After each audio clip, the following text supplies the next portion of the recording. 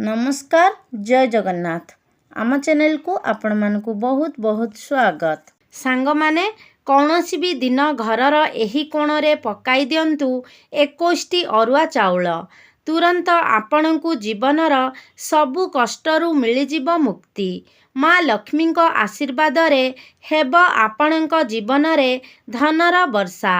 आपण होइजिबे कोटिपति। खुशी रे पूरी उठिब आपणक घर। सांग माने जदि आपणक जीवन रे टंका आसीबा बंद होई जाइछि, निज जीवन रे आपण आर्थिक समस्या और मानसिक अशांतिर अनुभव करुछंती, आपणक दुर्भाग्य आपणक पीछा छाड़ू नाही। प्रथमे तो आपणक व्यापार ठीक रे चलुथिला, किंतु एबे ताहा बंद होई गलानी। आपणकर टंका अनावश्यक भावरे खर्च हेबारे लागिछि।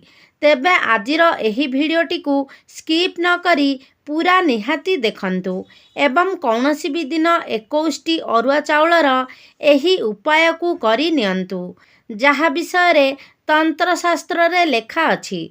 जदि तंत्रशास्त्र लेखा थिबा 21टी चाउलर एही महा उपाय को आपण विधि विधानर सह करिनेबे, तेबे विश्वास रखंतु आपणक जीवन रे चलीथिबा समस्त दुख कष्ट और मानसिक अशांतिरू आपण मुक्ति पाइजिबे।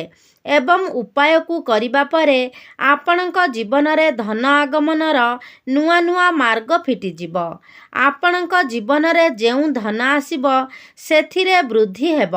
आपणक भाग्य प्रबल हेब। आपणकु साक्षात माँ लक्ष्मी और विष्णु भगवानंकर आशीर्वाद प्राप्त हेब एवं आपणकु आपणक जीवन रे सफलता पाइबारु केही भी अटकाई पारिबे नाही।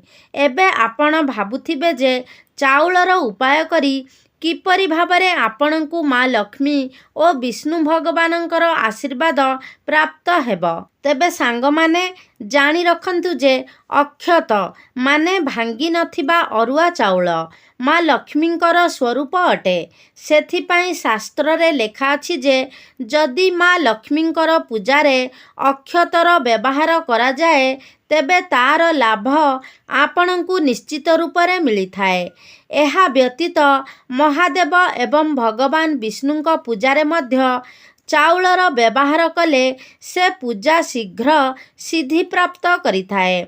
चाउल तो खाद्य रूपरे व्यवहृत हुए, किंतु तंत्रशास्त्र रे चाउलर एमिति किछि उपाय विषय रे कुहा जाइछि, जहाकु सठिक दिन और सठिक मुहूर्त रे जदि आपण करिनेबे, तेबे आपणक जीवन रे एवं आपणक पूरा परिवार रे एक चमत्कारी और सकारात्मक परिवर्तन आसीब। आपणक घरर उन्नति हेब। माँ लक्ष्मींक आशीर्वाद रे आपणक गृहकु धनर आगमन तीव्र हेब। भगवान विष्णुंक आशीर्वाद रे आपणक भाग्य प्रबल हेब। भगवान शिवंकर आशीर्वादरू आपणक जीवन रे थिबा सबु समस्या दूर होइजिब। सांग माने अधा अधूरा ज्ञान हित परिवर्ते अहित करिथाए। सबु किछि सठिक भाबरे जानिबा पाई भिडियोटी को स्किप न करी शेष पर्यंत निहाती देखंतु एवं चैनलटी को सब्सक्राइब करी कमेंट बॉक्स रे श्रद्धा और भक्तिर सह जय माँ लक्ष्मी निश्चय लेखंतु। सबुठारु प्रथम उपाय हेउछि धन प्राप्तिर महा उपाय। सांग माने जदि आपण चाहुचंती आपणकु माँ लक्ष्मींकर आशीर्वाद प्राप्त हेउ बोली, आपणक जीवन रे धन वर्षा हेउ बोली एवं धन आगमनर नुआ नुआ मार्ग फिटी जाऊ एवं जेउ धन आसीब सेथिरे वृद्धि हेउ बोली जदि आपण चाहुचंती, तेबे एही उपायटी को 5टी शुक्रवार निहाती करंतु एवं जेउ 5टी शुक्रवार आपण ए उपाय करिबे, से समय रे आपण तामसिक भोजन माने माछ मांस अंडा मद आदि सेवन करंतु नाही। तामसिक भोजन ग्रहण न करी जदि आपण ए उपायटी को करुछंती, जहा मु आपणकु ए भिडियो रे कहिबाकु जाउछि, तो मानिकी चलंतु जे माँ लक्ष्मी को आशीर्वाद आपणकु निश्चित रूप से प्राप्त हेब। ଏବେ ଆପଣ ନିଜେ ଅନୁଭବ କରିପାରିବେ ଯେ କିପରି ଏହି ଉପାୟ କରିବା ପରେ ଆପଣଙ୍କ ଜୀବନରେ ଧନ ଆଗମନ ପୂର୍ବ ଅପେକ୍ଷା ଅଧିକ ହେବ। ସାଙ୍ଗମାନେ, ଗୁଜୁରାତି ହେଉଛି ଶୁକ୍ର ଗ୍ରହର କାରକ ଏବଂ ଶୁକ୍ର ଗ୍ରହ ହେଉଛି ଧନ ସମ୍ପଦର ଗ୍ରହ। ଯେଉଁ ବ୍ୟକ୍ତିର ଶୁକ୍ର ଗ୍ରହ ମଜବୁତ ଥାଏ ତା ଜୀବନରେ ଧନର ବର୍ଷା ହୋଇଥାଏ ଏବଂ ଶୁକ୍ର ଗ୍ରହର ନିୟନ୍ତ୍ରଣ ମା ଲକ୍ଷ୍ମୀଙ୍କ ହାତରେ ଥାଏ। ତେବେ ଆପଣଙ୍କୁ କେବଳ 5ଟି ଶୁକ୍ରବାର ଏହି ଉପାୟଟି କରିବା ପାଇଁ ପଡ଼ିବ। ପ୍ରଥମ ଶୁକ୍ରବାର ଆପଣ କ'ଣ କରିବେ ନା, ଗାଧୋଇ ସାରି ଶୁଦ୍ଧ ପବିତ୍ର ହୋଇ ଲାଲ ରଙ୍ଗର ବସ୍ତ୍ର ପିନ୍ଧନ୍ତୁ। ମା ଲକ୍ଷ୍ମୀଙ୍କ ପୂଜାରେ ଯଦି ଲାଲ ରଙ୍ଗର ବ୍ୟବହାର କରାଯାଏ ତ ସେ ପୂଜା ତୁରନ୍ତ ସିଦ୍ଧିପ୍ରାପ୍ତ କରିଥାଏ। ପ୍ରଥମେ ଆପଣ ଗୋଟେ ନୂଆ ଡବା ନିଅନ୍ତୁ ଓ ସେଥିରେ ଅରୁଆ ଚାଉଳ ଭର୍ତ୍ତି କରି ରଖନ୍ତୁ। ଏହାପରେ 2ଟି ଗୁଜୁରାତି ହାତରେ ଧରି ପୂଜା ଘରକୁ ଯାଆନ୍ତୁ। ନିଜ ପୂଜା ଘରେ ଥିବା ମା ଲକ୍ଷ୍ମୀଙ୍କ ଫଟୋ କି ପ୍ରତିମା ଆଗରେ ବସି ଗୋଟେ ଘିଅର ଦୀପ ଜଳାନ୍ତୁ। ଚାଉଳର ଡବା ଓ 2ଟି ଗୁଜୁରାତିକୁ ନିଜ ହାତରେ ଧରନ୍ତୁ ଏବଂ ମା ଲକ୍ଷ୍ମୀଙ୍କର ବୀଜମନ୍ତ୍ରକୁ 11 ଥର ଜପ କରନ୍ତୁ। ମା ଲକ୍ଷ୍ମୀଙ୍କୁ 11 ସଂଖ୍ୟାଟି ଅତ୍ୟନ୍ତ ପ୍ରିୟ ଅଟେ। ସେଥିପାଇଁ ଏ ମନ୍ତ୍ରକୁ 11 ଥର ଜପ କରିବେ। ବୀଜ ମନ୍ତ୍ରଟି ହେଉଛି ଓମ୍ ମହାଲକ୍ଷ୍ମୀ ନମଃ। ଏବେ ସେ ଚାଉଳ ଡବାରେ 2ଟି ଗୁଜୁରାତି ପକାଇ ଦିଅନ୍ତୁ। ଏବେ ନିଜର ଧନ ରଖୁଥିବା ସ୍ଥାନରେ ମାନେ ଆଲମାରୀ କିମ୍ବା ଟ୍ରେଜରୀରେ ସେ ଡବାକୁ ନେଇ ରଖିଦିଅନ୍ତୁ। ତା ପର ଶୁକ୍ରବାର ସେ ଚାଉଳର ଡବାକୁ ବାହାର କରି ଆଣନ୍ତୁ ଏବଂ 2ଟି ଗୁଜୁରାତି ପୁଣି ନେଇ ପୂଜା କରିସାରି ସେ ଡବାରେ ପକାଇ ଦିଅନ୍ତୁ। 5ଟି ଶୁକ୍ରବାର ଏହିପରି କରିବା ପରେ ସେ ଡବାରେ ମୋଟ 10ଟି ଗୁଜୁରାତି ହୋଇଯିବ। ବର୍ତ୍ତମାନ ସର୍ବଦା ସେ ଡବାକୁ ଆଲମାରୀ ଭିତରେ ରଖନ୍ତୁ। କେବଳ ଏତିକି ଉପାୟ ଆପଣଙ୍କୁ 5ଟି ଶୁକ୍ରବାର ବିଧିବିଧାନର ସହ କରିବାର ଅଛି। ଏହାପରେ ସେ ଚାଉଳ ଓ ଗୁଜୁରାତି ଚୁମ୍ବକ ପରି ଆପଣଙ୍କ ଘରକୁ ଧନ ଆକର୍ଷଣ କରିବାରେ ସହାୟକ ହେବ। ଆପଣ ନିଜେ ଦେଖିବେ ଯେ ପୂର୍ବ ଅପେକ୍ଷା ଆପଣଙ୍କ ଜୀବନରେ ଧନ ଆଗମନ ତୀବ୍ରତର ହୋଇଯିବ। ତନ୍ତ୍ରଶାସ୍ତ୍ରର ଏହି ଉପାୟକୁ କରିବା ପରେ ଧନ ସମ୍ବନ୍ଧୀୟ ଅସୁବିଧା ଦୂର ହୋଇଯିବ।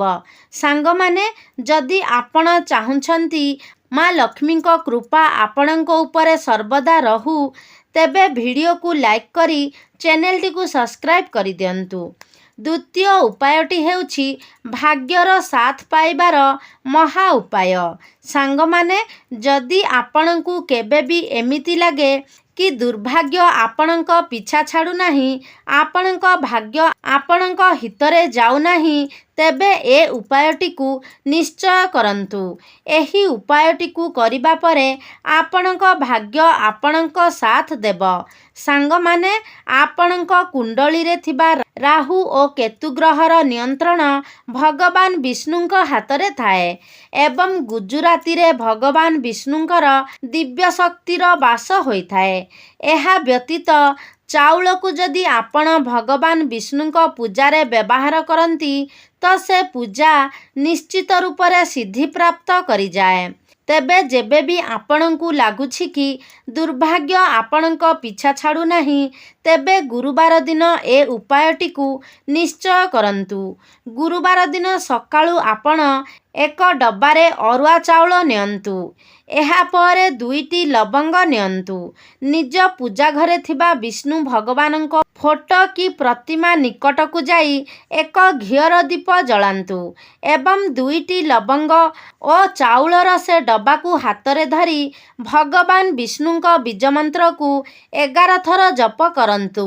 ବୀଜମନ୍ତ୍ରଟି ହେଉଛି ଓମ୍ ନମଃ ଭଗବତେ ବାସୁଦେବାୟ ନମଃ। ଏବେ ଆପଣ ସେ 2ଟି ଲବଙ୍ଗକୁ ନେଇ ଚାଉଳ ଡବାରେ ପକାଇ ଦିଅନ୍ତୁ ଏବଂ ସେ ଚାଉଳ ଡବାକୁ ନେଇ ସେହି ରୁମ୍ରେ ରଖିଦିଅନ୍ତୁ ଯେଉଁ ରୁମ୍ରେ ଆପଣ ନିଜର ଅଧିକ ସମୟ ବିତାଇଥାନ୍ତି। ସାଙ୍ଗମାନେ, ପୂଜା କରିବା ପରେ ଅଭିମନ୍ତ୍ରିତ ହୋଇଯାଇଛି, ଯାହା ଆପଣଙ୍କ ଦୁର୍ଭାଗ୍ୟକୁ ଦୂର କରିଦେବ। ଯେବେ ବି ଆପଣଙ୍କୁ ଏମିତି ଲାଗୁଛି ଭାଗ୍ୟ ଆପଣଙ୍କ ହିତରେ ଯାଉନାହିଁ, ଆପଣଙ୍କ ସାଥ ଦେଉନାହିଁ, ତେବେ କେଉଁ ବି ଗୁରୁବାର ଆପଣ ଏ ଉପାୟଟିକୁ କରିପାରିବେ। ଏ ଉପାୟଟିକୁ କରିବା ପରେ ଆପଣ ନିଜେ ଦେଖିବେ ଯେ କିପରି ଆପଣଙ୍କ ଭାଗ୍ୟ ପ୍ରବଳ ହୋଇଯିବ। ଭଗବାନ ବିଷ୍ଣୁ ଓ ମା ଲକ୍ଷ୍ମୀଙ୍କର ଆଶୀର୍ବାଦ ଆପଣଙ୍କୁ ପ୍ରାପ୍ତ ହେବ। ଆପଣ ଯେଉଁ ବି କାମ ଆରମ୍ଭ କରିବେ ସେଥିରେ ଆପଣଙ୍କୁ ସଫଳତା ପ୍ରାପ୍ତ ହେବ। ତୃତୀୟ ଉପାୟଟି ହେଉଛି ରୋଗମୁକ୍ତିର ମହା ଉପାୟ। ସାଙ୍ଗମାନେ, ଯଦି ଆପଣ ସର୍ବଦା ବେମାରରେ ପଡ଼ୁଛନ୍ତି, ନିଜର ଚିକିତ୍ସା କରି କରି ଆପଣ ଥକିଗଲେଣି, କିନ୍ତୁ ଆପଣଙ୍କୁ କିଛି ବି ଲାଭ ଦେଖିବାକୁ ମିଳୁନାହିଁ, ଆପଣ ବୁଝିପାରୁନାହାନ୍ତି ଯେ ଏମିତି ଆପଣଙ୍କ ସହ କ'ଣ ପାଇଁ ଘଟୁଛି। ସାଙ୍ଗମାନେ, ଯଦି ଆପଣ ମହାଦେବଙ୍କ ଆଶୀର୍ବାଦ ପ୍ରାପ୍ତ କରିନେବେ, ତେବେ ଆପଣଙ୍କ ଠାରୁ ରୋଗ ଶୋକ ଦୂରେଇ ଯିବ।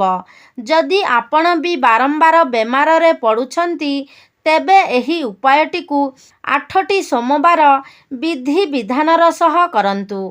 8 ଅଙ୍କ ଭଗବାନ ଭୋଳାଶଙ୍କରଙ୍କୁ ଅତ୍ୟନ୍ତ ପ୍ରିୟ ହୋଇଥାଏ।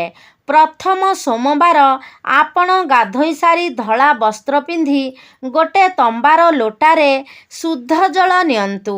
ଏହାପରେ ଅକ୍ଷତ ମାନେ ଭାଙ୍ଗି ନଥିବା 108ଟି ଅରୁଆ ଚାଉଳକୁ ଗଣି ଗଣି ସେ ଲୋଟା ଜଳରେ ପକାଇ ଦିଅନ୍ତୁ।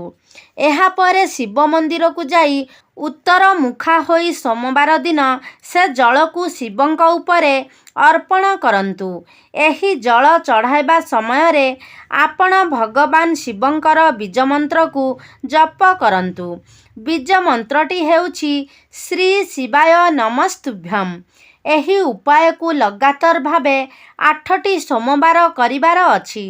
ଏତିକି ଉପାୟ କରିବା ପରେ ମହାଦେବଙ୍କ କୃପା ଓ ଆଶୀର୍ବାଦରେ ଆପଣ ପୂରାପୂରି ସୁସ୍ଥ ହୋଇଯିବେ। ତେବେ ସାଙ୍ଗମାନେ, ଆଶା କରୁଛି ଆଜିର ଭିଡ଼ିଓଟି ଆପଣମାନଙ୍କୁ ନିଶ୍ଚିତ ଭାବରେ ଭଲ ଲାଗିଥିବ। ଯଦି ଭଲ ଲାଗିଛି ତାହେଲେ ଲାଇକ୍ କରନ୍ତୁ, ସେୟାର କରନ୍ତୁ। ଆମ ଚ୍ୟାନେଲକୁ ଯଦି ସବସ୍କ୍ରାଇବ୍ କରିନାହାନ୍ତି ତାହେଲେ ସବସ୍କ୍ରାଇବ୍ କରିଦିଅନ୍ତୁ। ସର୍ବେ ଭବନ୍ତୁ ସୁଖିନଃ। ଧନ୍ୟବାଦ।